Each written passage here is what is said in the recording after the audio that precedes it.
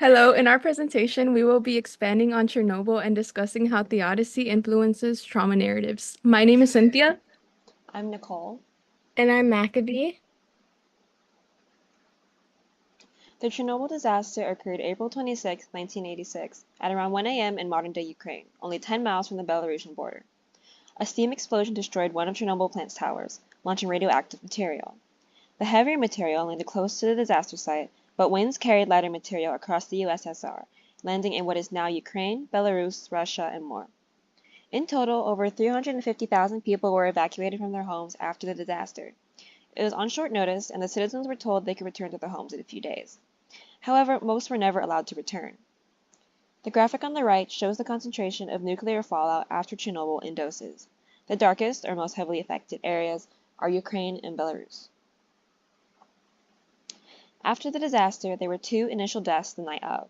28 people died in the following weeks from acute radiation syndrome out of the 134 diagnosed.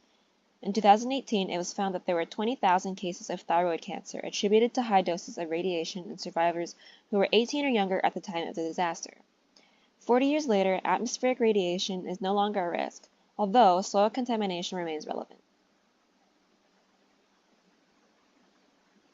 Belarus is an example of effective state response after disaster. Immediately after the collapse of the USSR, the Belarusian government was able to enact effective measures that ensured citizen safety. One major advantage Belarus had was controlling the disaster at a state level rather than a local level because the national government had more power, and it also shows that the situation was taken more seriously. They did not accept or ask for aid from other countries because they wanted to have a strong national foundation. This made citizens have faith and be proud of their country. Liquidation programs were put in place, essentially redistributing assets.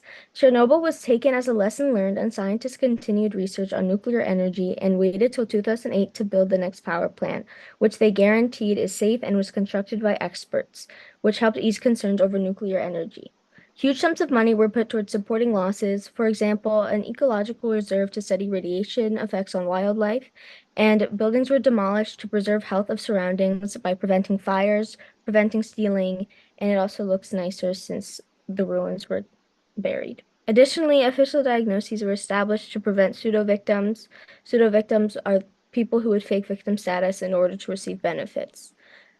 And then Belarus established laws to punish those who tried to take advantage of other situations to prevent corruption and fraud.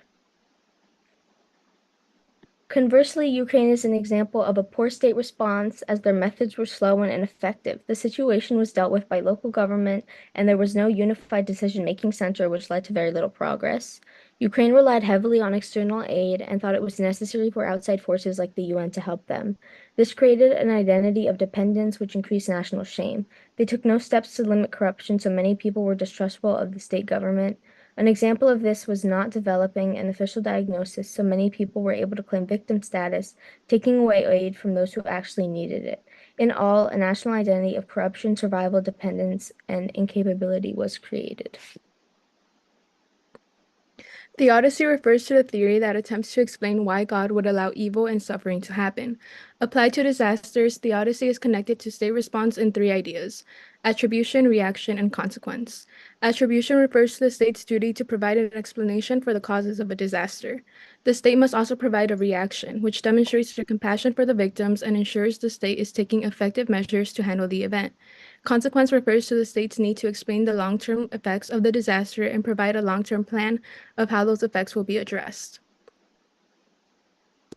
Connecting these 3 ideas of state response to the Chernobyl disaster, attribution is displayed through the disaster's blame on the construction manager who ran the Chernobyl plant, along with the lack of safety culture, faulty plant protocols, and poorly trained personnel. However, the differences between how Ukraine and Belarus handled the disaster is most visible in the state's reaction. Although Ukraine was able to evacuate thousands within 36 hours of the accident, many of these people would then be relocated again a few days later as the radioactive area grew, showing lack of effectiveness. A lot of people who were evacuated also had no place to go, as the state lacked sufficient infrastructure in safe areas that were available for residents to reside in.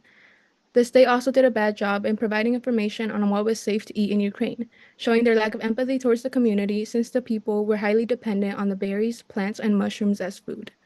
Comparing this to Belarus's reaction, Belarus placed effective measures and provided people with information on what was safe to eat. The state also carried out radiation tests by authorities to monitor the health of people and the safety of products. Although the state had a delayed response because the severity of the disaster was initially unknown, relocation and rapid resettlement became a priority once it was known.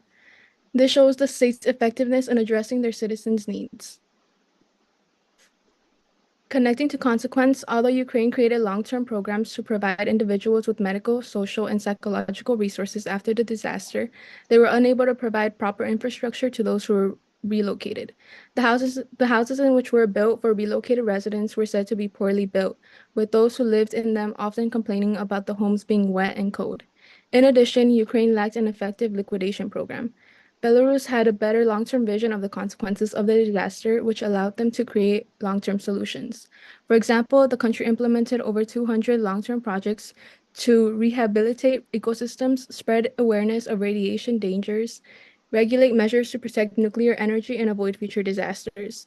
In all, this displays Belarus's effective state response in connection to consequence.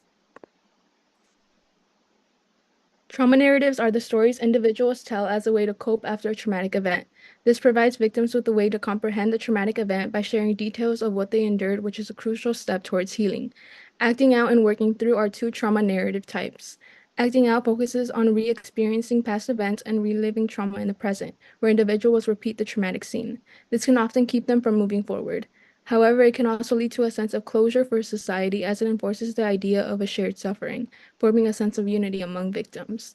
Working through narratives focus on acknowledging the pain and suffering from the past, but using it to heal and look towards the future. The country of Belarus produced a maximum progress narrative to overcome Chernobyl in which they were able to manage trauma successfully, encourage a positive national identity, and move beyond victim status. 30 years later, there are people who still live in government housing due to disabilities. And initially, right after the disaster, there was a lot of trauma surrounding the incident, like trauma from losing loved ones, being displaced, and being fearful of one's health. However, proactive government measures helped the country overcome their trauma and adopt a working through narrative rather than acting out. Belarus's ideology was to learn from the past, but leave it in the past. The state acknowledged citizen struggle by enacting laws and building institutions that directly related to citizen trauma. This allowed the state to work through their trauma by getting citizens to get help they needed and providing a support system. Additionally, the state did not view themselves as victims, and this mentality transferred to its citizens. It is clear that Belarus had a working through narrative that is rarely discussed in reference to the Chernobyl incident in modern day. Based on current literature, it would be difficult to guess that it was actually Belarus that bore the brunt of the disaster. Ukraine, on the other hand, did a poor job in managing citizen trauma as they produced a minimum progress to settle into Chernobyl, as the state did little to enact measures to rebuild society, which made institutions incapable of providing trauma repair and made people ashamed of their country. People now feared nuclear energy, even though it was supposed to be the future. And instead of explaining the situation or investing money into scientific research or aid, the government simply told citizens that it would be impossible to live without nuclear energy. Discourse about nuclear energy is still discussed today due to the lingering trauma of the disaster. This manifested in an acting out narrative as lack of state response and constant fear led to feelings of being trapped. Additionally, the Ukrainian government capitalized on this opportunity and made a museum to attract tourists, which also plays into the victim mentality. As discussed previously, the initial blame for the Chernobyl disaster was attributed to outside factors separate from the state. Post-1991 state responses from the now independent Ukraine and Belarus differ significantly, and they each impacted how their respective trauma narratives and their survivors' understanding of the disaster. Ukraine had an uncompassionate reaction where the state did not find the time to deal with the consequences. They relied on foreign aid to help them recover, becoming dependent on others, and they blamed the UN, G7 countries, and the European Commission for not assisting them in their Chernobyl recovery. As a result, residents were unsure of who could be blamed since their country wasn't taking responsibility, nor was any other country. Additionally, many people were still not resettled. They were left displaced and confused. As a result of Ukraine's response, there was no coherent national identity, which combined with being a freshly independent country, left Ukrainians with a sense of deepened uncertainty. On the contrary, Belarus had an opportunistic reaction to Chernobyl. They made difficult but effective decisions that facilitated their national identity. They promoted nationalism by not depending on foreign aid and prioritized social issues such as roads and hospitals, to restore a sense of normalcy in their citizens. Belarus was able to create a sense of independence, giving their citizens the confidence to move past the role of a victim. Additionally, Ukraine's response challenged its own state legitimacy. The slow response and lax policies towards corruption increased mistrust in the government. Citizens had to instead focus their attention on the safety, since they understood that their country would not do it for them, and they had to decipher the truth from the misinformation spread rather than put their effort towards their own healing processes. As a result, Ukrainians were stuck in an acting out narrative. State response did not facilitate a national identity, and Chernobyl was their only unifying experience. They were stuck in the role of a victim, which is only amplified by the Ukrainian Chernobyl tourism industry. Locals are often the guides on these tours, which forces them to immerse themselves and visitors in the trauma of Chernobyl over and over again.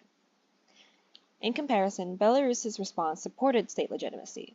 Through state-controlled media, the government created a singular narrative that citizens confidently followed, influenced by their strong sense of nationalism and independence.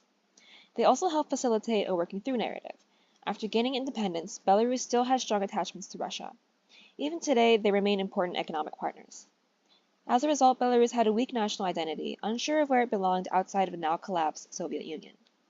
The government used Chernobyl as an opportunity to unite its people.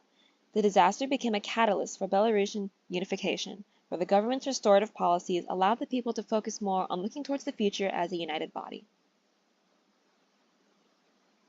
A state is responsible for national narratives which directly influence individual thinking. How a disaster is handled by the state directly impacts the healing process by either making dealing with the implications of the disaster easier or more burdensome. Attribution is correlated with emotional trauma. Without a person or event to blame, people are often left confused and worried. It is a natural response to want to assign responsibility to someone so that an individual has something to put their anger towards. Without it, a nation is left with many citizens who harbor a lot of misguided anger, which is usually pointed at the state, furthering people's distrust in their country, as in the case of Ukraine. Additionally, without a direction to point one's anger, people are left confused and feeling empty. It is difficult to move on from something while still having questions. Ukraine's hesitancy to be transparent stuck their citizens in the past. Unanswered questions contributed to an acting out narrative. Reaction also leads to emotional trauma as it determines whether a victim feels validated or supported. Lack of reaction tells citizens that the state does not care about their well-being. They are left to do the heavy lifting by themselves.